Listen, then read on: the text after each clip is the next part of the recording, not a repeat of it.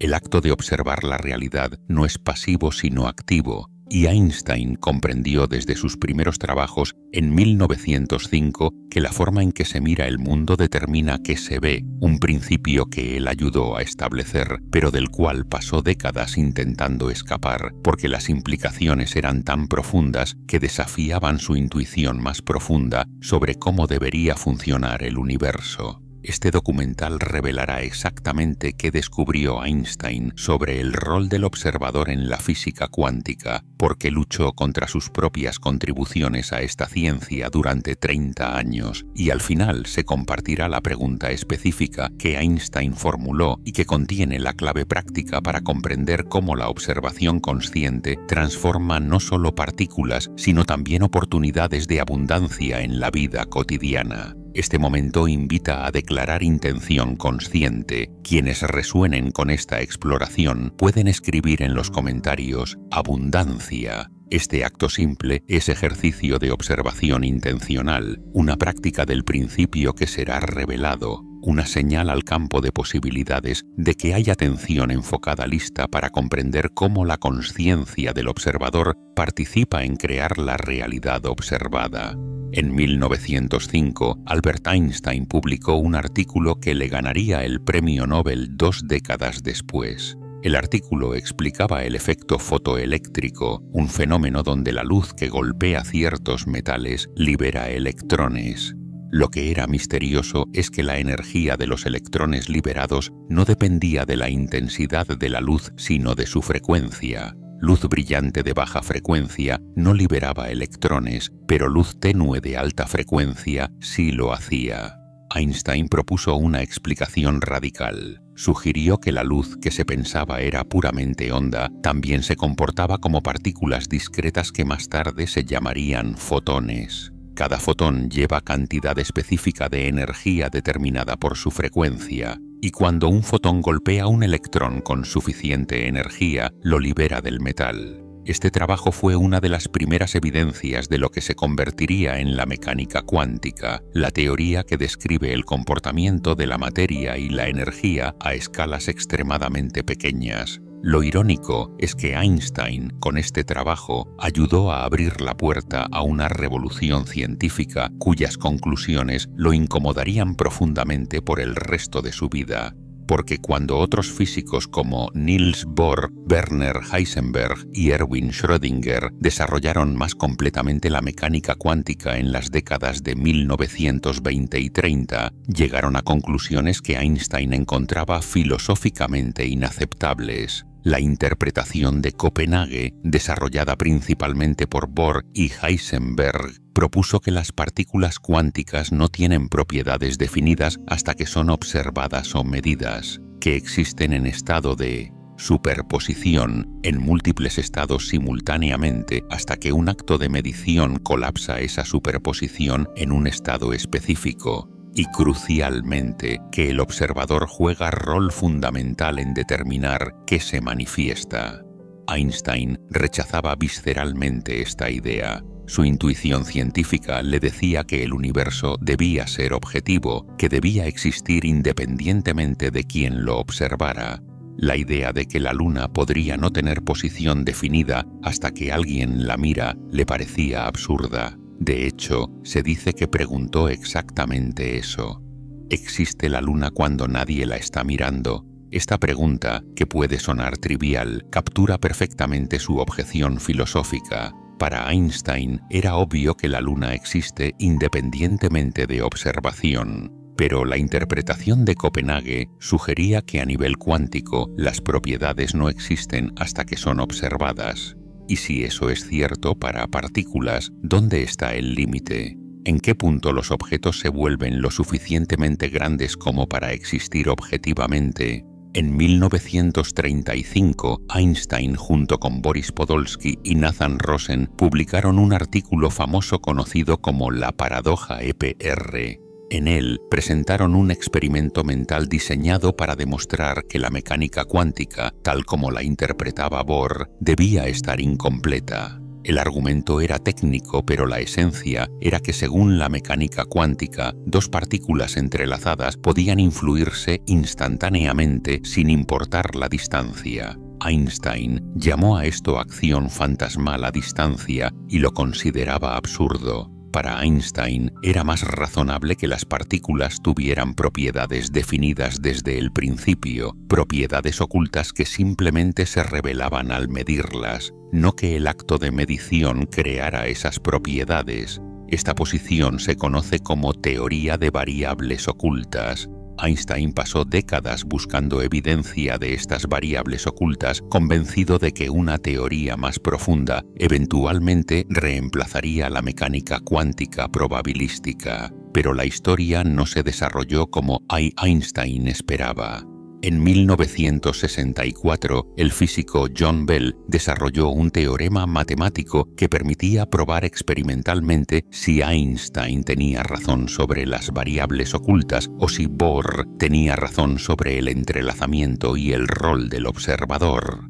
Y cuando los experimentos se realizaron en las décadas siguientes, particularmente los experimentos de Alain Aspect en los 1980, los resultados fueron inequívocos. Einstein estaba equivocado. El entrelazamiento cuántico es real. Las partículas no tienen propiedades definidas antes de ser observadas. El acto de observación realmente afecta la realidad cuántica. La acción fantasmal a distancia existe, y el observador juega rol fundamental en el colapso de la función de onda cuántica. Esta es una de las ironías más fascinantes de la historia de la ciencia. Einstein, quien ayudó a fundar la mecánica cuántica con su trabajo sobre el efecto fotoeléctrico, pasó 30 años tratando de demostrar que sus implicaciones más profundas estaban equivocadas, y aunque su intuición lo hacía resistir, los experimentos que su trabajo inspiró terminaron confirmando precisamente lo que él rechazaba. Pero aquí está lo extraordinario. Aunque Einstein resistía emocionalmente las implicaciones, intelectualmente él las comprendía perfectamente. Su pregunta sobre la Luna no era ingenua, era profunda, porque forzaba una confrontación con la naturaleza de la realidad y el rol de la consciencia en ella.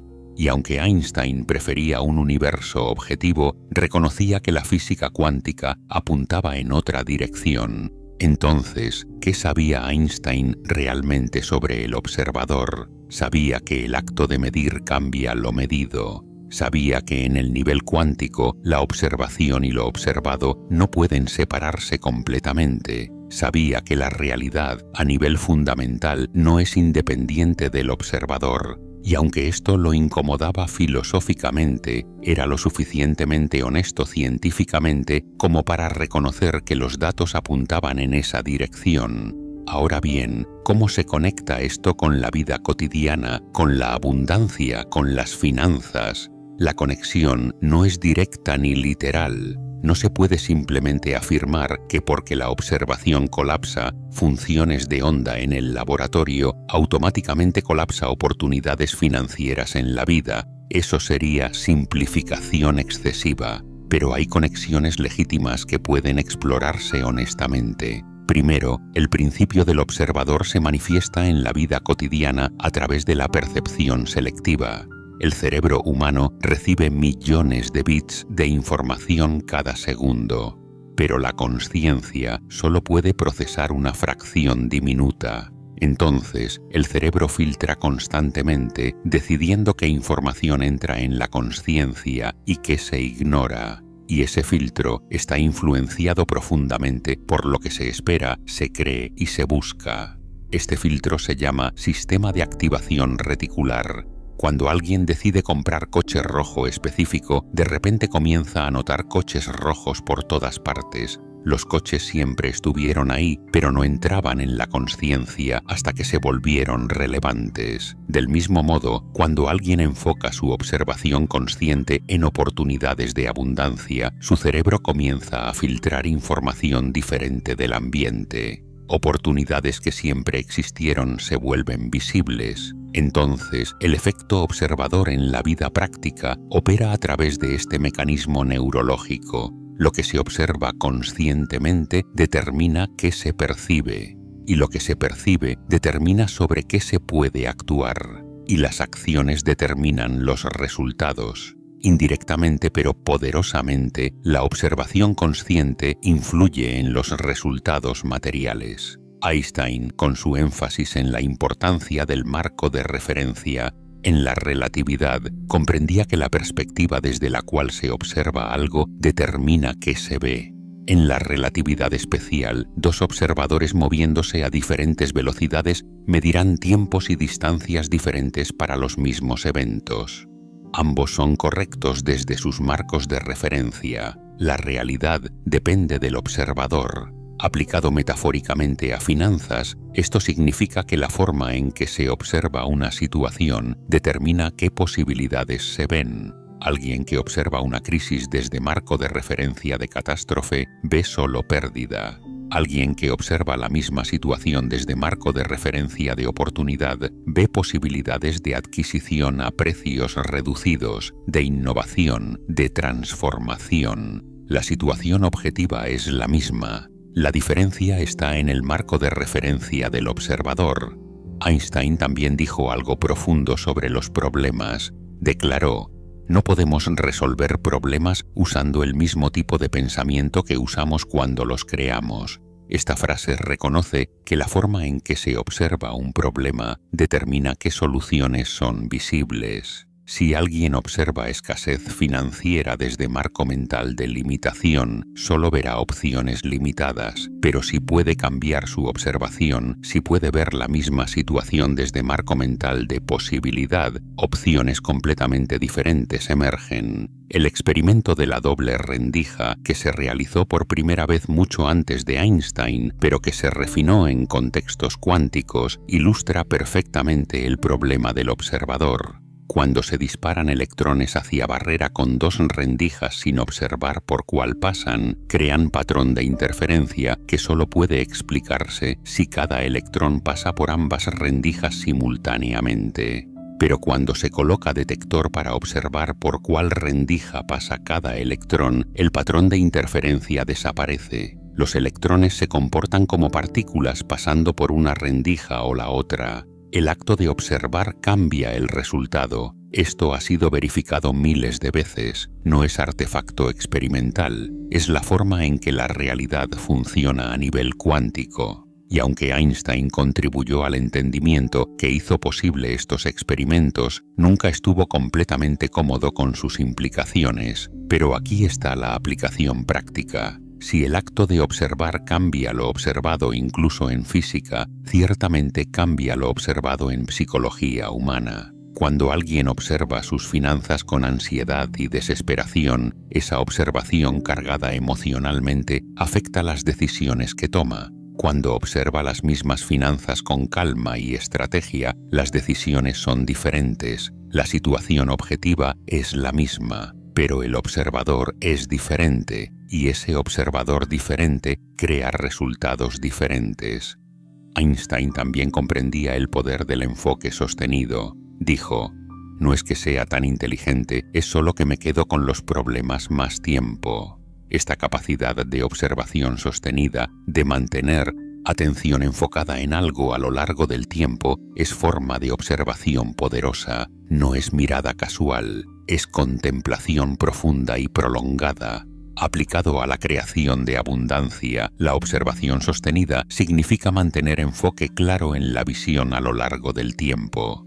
No obsesión ansiosa, sino atención tranquila pero consistente. Y esa observación sostenida programa el cerebro para buscar continuamente información relevante, para notar oportunidades, para conectar ideas de maneras que crean valor.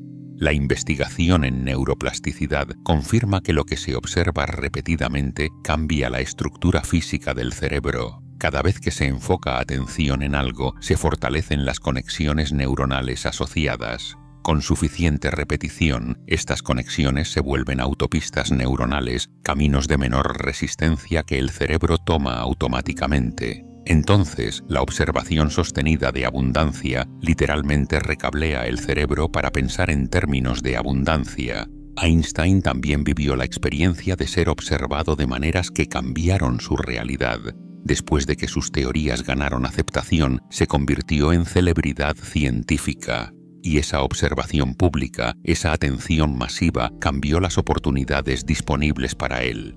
No porque él cambiara fundamentalmente, sino porque la forma en que era observado por el mundo cambió. Esto ilustra otro aspecto del observador, que la forma en que otros observan a alguien influye en las oportunidades que recibe. Cuando alguien es observado como competente, como valioso, como confiable, las oportunidades fluyen hacia esa persona. Cuando es observado como incompetente o no confiable, las oportunidades se cierran. Entonces, hay responsabilidad en cómo uno se presenta para observación, en qué señales se envían sobre quién se es. La coherencia entre la identidad interna y la presentación externa es crucial. Einstein era auténtico. Su presentación externa correspondía a su realidad interna. Y esa autenticidad generaba confianza, lo cual abría puertas. Cuando hay incoherencia, cuando alguien intenta presentarse de manera que no corresponde a su realidad interna, esa incongruencia se percibe subconscientemente y genera desconfianza. Entonces, el trabajo del observador consciente no es solo observar el mundo externo diferentemente, sino también observarse a sí mismo honestamente. Ver con claridad los propios patrones, creencias, comportamientos y desde esa observación clara elegir conscientemente qué cultivar y qué transformar. Einstein también formuló la teoría general de la relatividad, donde demostró que la masa curva el espacio-tiempo y que esa curvatura es lo que experimentamos como gravedad. Los objetos masivos literalmente cambian la geometría del espacio alrededor de ellos. Y otros objetos responden a esa geometría curvada. Metafóricamente, esto sugiere que alguien que ha cultivado cualidades internas de abundancia, claridad, confianza y valor, curva el espacio de posibilidades alrededor de sí, no mágicamente sino a través de cómo esas cualidades afectan percepciones, decisiones, interacciones y oportunidades, y otros responden a esa geometría de posibilidades expandidas que la persona genera. Einstein pasó sus últimos años buscando teoría unificada del campo, un marco que integrara todas las fuerzas fundamentales. Aunque no completó esta búsqueda, reconocía que debe haber unidad subyacente en las leyes del universo. Y ese impulso hacia unidad, hacia coherencia, es relevante para la manifestación. La manifestación efectiva requiere coherencia entre todos los niveles del ser. Pensamiento coherente con emoción, emoción coherente con creencia, creencia coherente con identidad, identidad coherente con acción. Cuando todos estos niveles están unificados, cuando el observador interno está completamente alineado, la observación tiene poder que la observación fragmentada no tiene. El desafío que Einstein identificó en física, la dificultad de unificar fuerzas aparentemente diferentes, es análogo al desafío en psicología humana de unificar partes aparentemente contradictorias del ser. Pero cuando esa unificación se logra, cuando hay campo coherente de intención, los efectos son poderosos. Cumpliendo con la promesa inicial, la pregunta específica que Einstein formuló y que contiene la clave práctica es: ¿existe la luna cuando nadie la está mirando? Refraseada para aplicación personal, ¿existe la abundancia cuando no la estoy observando? Y la respuesta, tanto cuántica como prácticamente, es: existe como potencialidad en el campo de posibilidades, pero se manifiesta en experiencia cuando es observada, esperada, reconocida y recibida. La abundancia no está completamente ausente y luego mágicamente aparece. Es potencialidad que siempre existe, y la observación consciente la colapsa de potencial en actual. Esta comprensión cambia completamente el enfoque. No se trata de crear algo de la nada. Se trata de reconocer y actualizar lo que ya existe como posibilidad. Y el mecanismo de esa actualización es la observación consciente, sostenida, coherente, consistente. Einstein sabía que observar cambia lo observado. Resistió las implicaciones pero reconoció el principio. Y ese principio, aplicado conscientemente, transforma no solo partículas en laboratorios, sino también percepciones, decisiones y resultados en la vida de quien elige ser observador consciente en lugar de observador pasivo. La pregunta que resuena en el silencio después de estas palabras es: ¿cómo se está observando la realidad financiera en este momento? ¿Con marco de referencia de escasez o abundancia? ¿Con observación ansiosa o tranquila? ¿Con enfoque disperso o sostenido? ¿Con coherencia o contradicción? Y si la forma en que se observa ahora está colapsando la realidad que se experimentará mañana, ¿qué cambios en la observación serían más valiosos? Einstein lo sabía, aunque lo resistía. El observador no puede separarse de lo observado. La luna puede existir cuando nadie la mira, pero la experiencia de abundancia ciertamente no existe sin el observador que la reconoce, la espera y la recibe. Y en la vida práctica, la abundancia puede existir como potencialidad incluso cuando no se observa, pero solo se colapsa en experiencia cuando es observada con claridad, sostenida con consistencia, esperada con confianza y recibida con gratitud. Entonces, la maestría no está en crear algo imposible, la maestría está en desarrollar la cualidad de observación que reconoce y colapsa las posibilidades más altas que ya existen en el campo infinito de potencialidad, que es el universo cuántico que Einstein dedicó su vida a comprender. Y ese campo responde al observador consciente de maneras que el observador pasivo nunca experimenta. Porque en el nivel más fundamental, como Einstein ayudó a demostrar, aunque luchó por aceptar, el observador y lo observado están entrelazados en danza participativa donde cada uno influye al otro. Y quien comprende esto, quien se convierte en observador maestro de su propia realidad, accede a poder de co-creación que transforma potencialidad en actualidad, posibilidad en experiencia y abundancia latente en prosperidad manifiesta.